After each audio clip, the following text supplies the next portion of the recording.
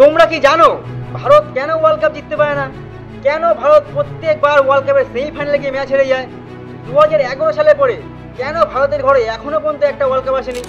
যদি তোমরা না জানো অবশ্যই ভিডিওটা একবার শেষ পর্যন্ত দেখো, কারণ এরকম ইনফরমেশন আমার আগে কিন্তু তোমাদেরকে অন্য কেউ দেয়নি।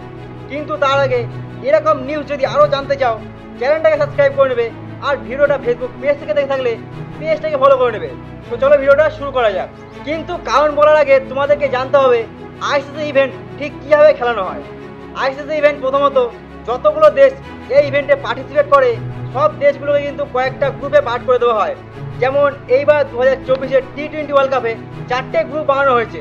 সব গ্রুপে কিন্তু 5টা করে টিম রয়েছে, যার মধ্যে গ্রুপ এতে রয়েছে ইন্ডিয়া, পাকিস্তান, কানাডা, আয়ারল্যান্ড আর ইউএসএ। গ্রুপ বিতে রয়েছে ইংল্যান্ড, অস্ট্রেলিয়া, নামিবিয়া, স্কটল্যান্ড আর ওমান। গ্রুপ সিতে রয়েছে New Zealand, West Indies, Afghanistan, Papua New Guinea আর ইউগান্ডা। গ্রুপ ডিতে রয়েছে South Africa, Sri Lanka, Bangladesh, Netherland আর নেপাল। এবার যদি আমরা গ্রুপ এটাকে খুব ভালো করে দেখি, যে গ্রুপে ভারত আছে সেই গ্রুপে কিন্তু ভারতকে হারানোর মতো কোনো টিম কিন্তু নেই। এবার হয়তো অনেকে বলবে পাকিস্তান তো আছে, কিন্তু পাকিস্তানের পক্ষে ভারতকে হারানো অনেকটাই কঠিন, কারণ ভারত প্রত্যেকটা ম্যাচে কিন্তু পাকিস্তানকে হারিয়ে এসছে। শুধুমাত্র একবার T20 ওয়ার্ল্ড কাপে একটা ম্যাচে কিন্তু পাকিস্তান ভারতকে হারিয়েছিল, তারপর দিয়ে কিন্তু প্রত্যেকটা ম্যাচে ভারত পাকিস্তানকে হারিয়েছে। তার মানে আমরা ধরে নিতেই পারি যে ভারত পাকিস্তানকে হারিয়ে দেবে। তার মানে ভারত প্রত্যেকটা ম্যাচ জিতে কিন্তু সেই ফাইনাল পর্যন্ত কিন্তু পৌঁছে যাবে। আর আসল সমস্যা কিন্তু তৈরি হয় সেই ফাইনাল ম্যাচ দিয়েই, কারণ সেই ফাইনালে গিয়ে ভারতের সাথে ম্যাচ করে অস্ট্রেলিয়া, নিউজিল্যান্ড, সাউথ আফ্রিকা, ইংল্যান্ডের মতো শক্তিশালী টিমের সাথে। আর ভারত কিন্তু ঠিক সেখানেই মাঠটা খেয়ে যায়, আর সেইখান দিয়ে কিন্তু ম্যাচ হেরে ওয়ার্ল্ড কাপ দিয়ে কিন্তু বাইরে বেরিয়ে যায়। কারণ ভারত নিজের গ্রুপে উইক টিমের সাথে কিন্তু এক ধরনের মাইন্ডসেট নিয়ে খেলে আর ম্যাচ জিতে আসে। আর হয়তো সেই সেম মাইন্ডসেট নিয়ে সেমিফাইনালে অস্ট্রেলিয়া, নিউজিল্যান্ড, সাউথ আফ্রিকা, ইংল্যান্ডের মতো টিমের সাথে খেলার চেষ্টা করে। আর তুমি যদি উইক টিমের সাথে আর একটা স্ট্রং টিমের সাথে সেম মাইন্ডসেট নিয়ে খেলে ম্যাচ জেতার চেষ্টা করো, তাহলে কিন্তু সেটা কখনোই সম্ভব না। আর আমরা তো জানি যে মানুষ হচ্ছে অভ্যাসের দাস, যেরকম অভ্যাস করবে ঠিক সেরকমই কিন্তু সে তৈরি হবে।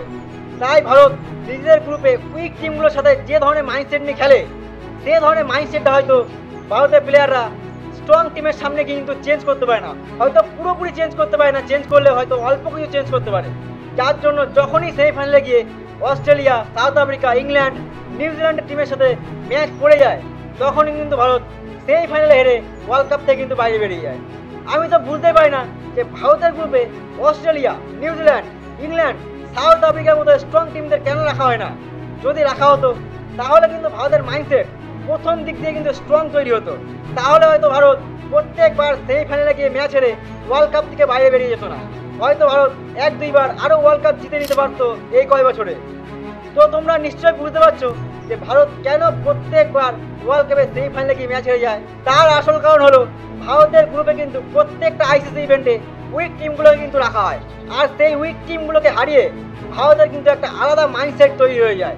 যার জন্য যখনই স্ট্রং টিমের সাথে ম্যাচ পড়ে যায় সেমিফাইনালে গিয়ে, ভারত কিন্তু সেই মাইন্ডসেট নিয়ে খেলার চেষ্টা করে, আর সেই মাইন্ডসেট নিয়ে কিন্তু খেলে ম্যাচ জেতা স্ট্রং টিমের সামনে কখনোই সম্ভব না। যার জন্য ভারত প্রত্যেকবার সেমিফাইনালে ম্যাচ হেরে ওয়ার্ল্ড কাপ দিয়ে বাইরে বেরিয়ে যায়। তো তোমরা নিশ্চয়ই বুঝতে পারছো কেন ভারত এত বছর ধরে 2011 সালে পরে ওয়ার্ল্ড কাপ জিততে পারেনি। যদি বুঝতে না পারো অবশ্যই কমেন্ট করে বলবে, আমি পরে ভিডিওতে আরও ভালো করে তোমাদেরকে বোঝানোর চেষ্টা করবো। তো চলো আজকের ভিডিওটা থেকে এতটাই, দেখা হচ্ছে কালকে একটা নতুন আর ইন্টারেস্টিং ভিডিওর সাথে। ততক্ষণের জন্য টাটা, বাই বাই।